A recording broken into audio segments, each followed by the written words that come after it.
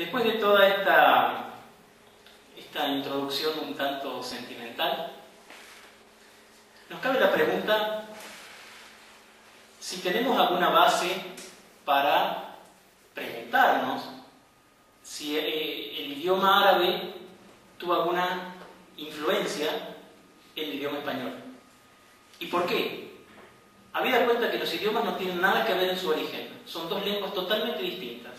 Uno podría decir, llevando las cosas a un extremo muy lejano, que el español proviene del indoeuropeo. El indoeuropeo es un idioma que ni siquiera se sabe si existió o no existió. Se supone que estuvo en algún momento. Y el árabe proviene de un idioma que es el proto-semita, que tampoco se sabe muy bien si existió o no existió. Vamos a suponer que sí, que existiera. De todos modos, entre estas lenguas no hay ninguna relación. Entonces, ¿qué nos lleva a pensar en la influencia de una sobre otra?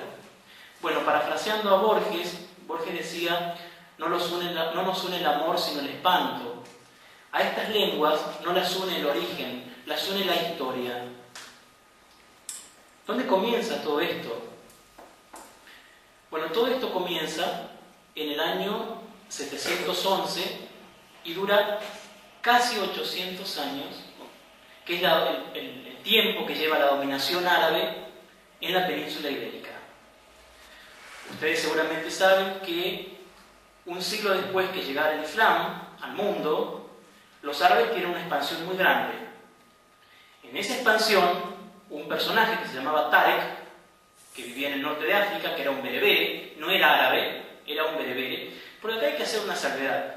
Uno habla de los 800 años de dominación árabe en la península ibérica, y en realidad no fueron árabes al 100% los que estuvieron en España. En realidad eran tres grupos étnicos: árabes, sirios y bereberes.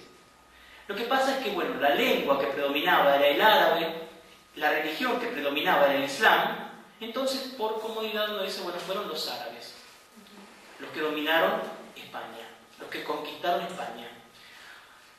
Uno podría pensar, bueno, claro, es difícil analizar eso a tanto tiempo de distancia, ¿no? Es difícil analizar lo que fue la conquista. Ahora, hay referencias claras de autores cristianos, incluso, que dijeron, que aseguraron, que España nunca había estado tan bien gobernada como en el periodo en el que estuvieron los árabes. ¿Por qué? Entre otras cosas porque había respeto a las libertades de las minorías. Se respetaron a las minorías cristianas y a las minorías judías, exactamente. Se les respetaron los credos y los textos sagrados. Cosa que después la historia dio un vuelco y no pasó exactamente lo mismo con los árabes. Cuando ocurre la reconquista de España, y con esto termino este temita, en el año 1492, ¿sí?, cuando el último rey de Granada rinde su reino a los reyes católicos, los árabes no son muy bien tratados. Sí, Boabdil, sí, el rey Boabdil. Hay un libro que les recomiendo que lean de Antonio Gala, que es el manuscrito carmesí, que habla de esto. Es una obra de arte, habla del rey Boabdil, que era un literato además de ser un gran político. Como ejemplo que no supiste defender como cuando deja ganar. Así es, gracias. Así es. Bueno, entonces ya sabemos hasta ahora por qué se da la influencia del árabe en el español. Claro, es lógico, hablamos de 800 años. Ustedes imagínense, 800 años es mucho tiempo, da para muchísimas cosas. ¿Qué pasó cuando se enfrentaron estas dos culturas? En realidad no hubo un enfrentamiento parejo de fuerzas. Los árabes estaban infinitamente más adelantados que los españoles, que en rigor de verdad no eran españoles, porque España como España no existía. Exactamente.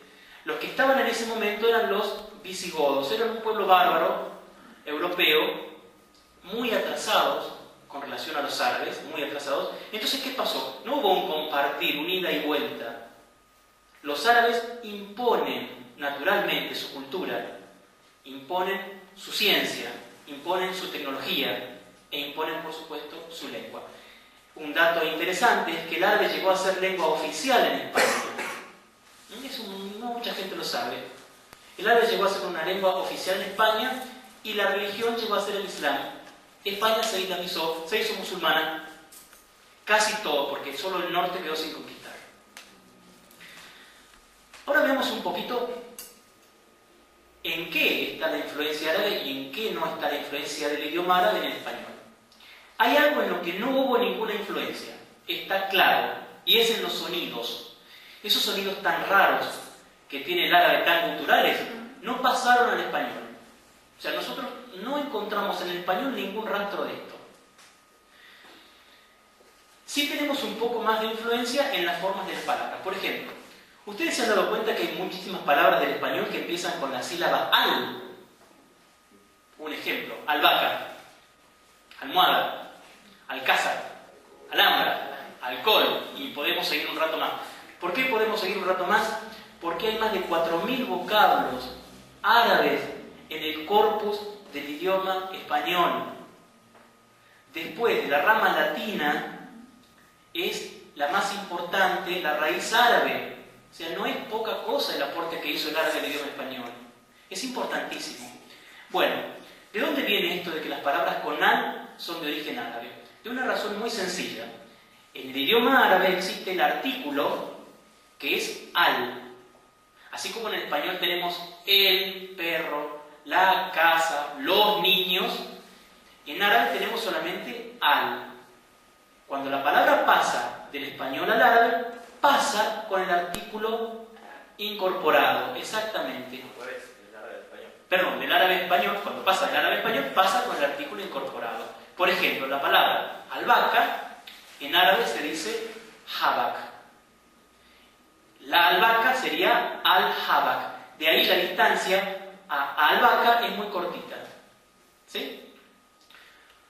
También hay palabras que empiezan con a, que son de origen árabe. ¿Y esto por qué pasa? Bueno, porque sin entrar en cuestiones demasiado técnicas, el artículo árabe a veces se pronuncia como al y a veces se pronuncia como a solamente. Entonces, la mayoría de las palabras españolas que comienzan con a son de origen árabe también. Otra influencia muy notable que tiene el idioma árabe en el español es la i al final de nuestras palabras, que nosotros los usamos como gentilicios, o sea, para denominar, para ser denominativos. Por ejemplo, una persona que es originaria de Yemen, ¿cómo le llamamos? Yemení. Si es originaria de Pakistán, pakistaní. Esa terminación es árabe. Y esa terminación ha dado una palabra que es muy conocida entre nosotros, que es jabalí. La palabra jabalí viene del árabe, viene de la palabra yabalí, que significa montañés. ¿Y por qué? Bueno, porque los moros descubrieron a los jabalíes en las montañas. Por eso les pusieron jabalí. Claro, como dato anecdótico, para gente que tenga cierta edad, seguramente se acordará que hace unos 40 años a Pico vinieron un grupo de música que se llamaban los yabalíes. ¿Sí? ¿Lo recuerdan? Bueno, los yabalíes quieren decir los montañeses.